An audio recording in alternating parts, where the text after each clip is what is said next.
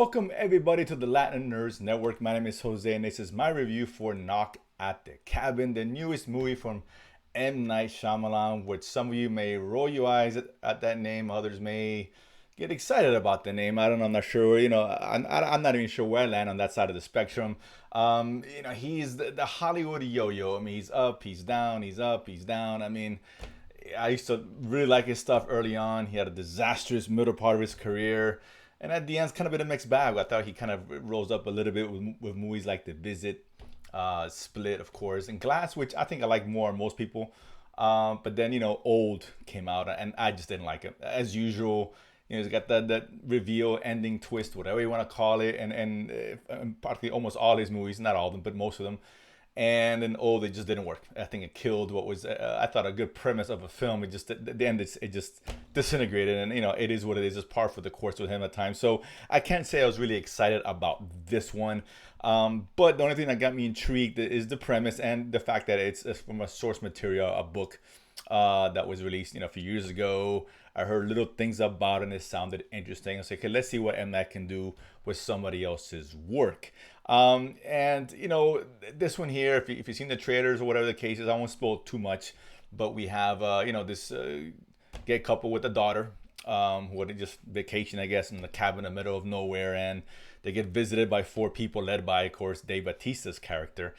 And, they try to be nice, the four individuals, and then they have to kind of force their way into the cabin and kind of propose a very interesting scenario to the fathers and the daughter. And that's simply that, they're there because they want to prevent the apocalypse.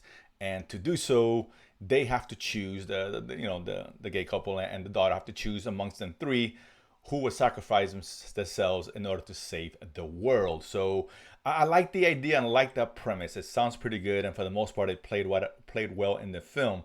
Now, I'll say this: is he up or is he down after this film? And this is one I'm still kind of digesting, but I don't feel strongly one way or another about this, because overall, I thought it was fine. It was a bit underwhelming for me, which is kind of disappointing because I want to see M. Night do well, and he's a good director from a technical standpoint. It's just his storytelling can sometimes be underwhelming, on the par at times, and he does rely so much on that twist ending here. And I'll say this off the bat: this is maybe one of his most straightforward films. No twist, nothing in the end is going to throw you a swerve or a curveball.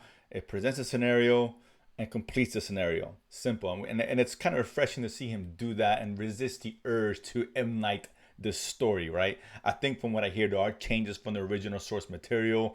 I'm not familiar with it, so I don't know what they were. I'm not sure how the fans of the literature will feel about those changes. I don't know. But that being said, cool premise, a cool idea. And I think, look, and first of all, I like Bautista. He's really good here. And he's become much better as an actor. I like him here. He's kind of creepy, but kind of sweet at the same time and very innocent. His intentions sound bad, but how he goes about presenting it doesn't sound as bad as what it could be. And again, the idea behind this apocalypse, why they're there, do they actually believe in that, or if there's some kind of hoax or whatever the case is? And I think does a good job of putting us, the audience, in the shoes of the people who are, I guess, being tortured mentally with these people just proposing this idea and kind of holding them hostage in this cabin until they can make up their minds about what they're going to do.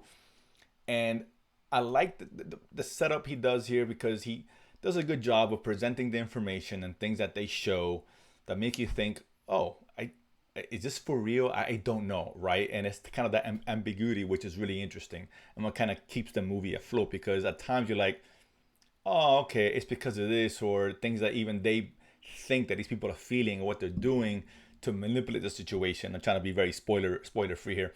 Really work, and it kind of makes you second guess their intentions, or if what they actually believe is true. But then there's moments you're like, well, wait a minute, I think they are telling the truth.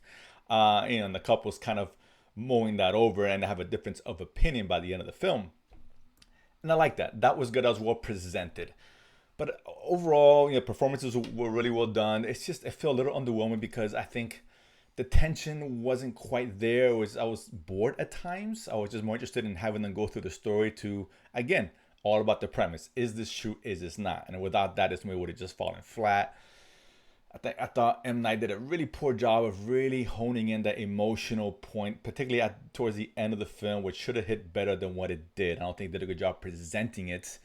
Again, it's just a matter of, okay, can we just get through this? I just want to see what happens. Is this true or not? I don't know. Is this some kind of twist or not? And that's really, that intrigue is really kind of kept me engaged as far as watching the film. I think some of y'all might feel the same way, but ultimately, as a thriller, it was okay. I had some moments here and there, but it just lacked a little sizzle. And I thought this probably would have been better under the hands of a much better director.